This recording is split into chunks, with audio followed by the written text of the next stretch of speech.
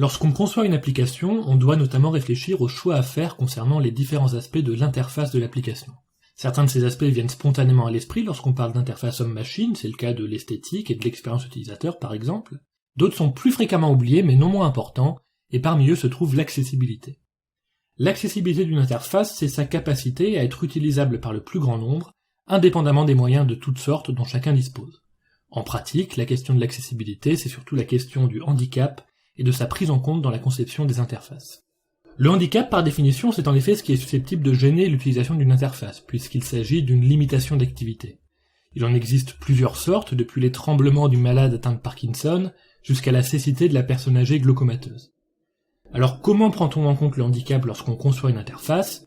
Eh bien, il existe des recommandations à ce sujet pour chaque type d'interface, mais ce qu'on peut remarquer, ce qu'il faut retenir, c'est que rendre une interface accessible aux personnes handicapées, c'est surtout autoriser différentes modalités d'interaction avec le logiciel.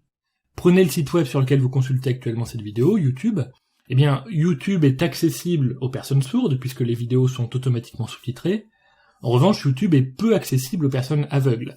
Le site n'est pas tout à fait compatible avec les liseurs d'écran, certaines images n'ayant pas de description textuelle.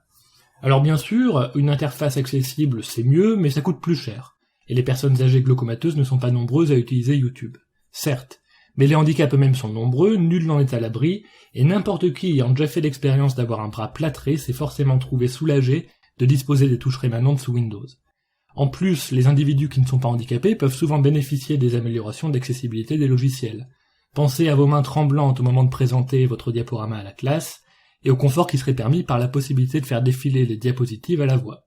En résumé, pensez à l'accessibilité dès les phases précoces de conception, parce que c'est utile, et en plus c'est dans certains cas une obligation légale.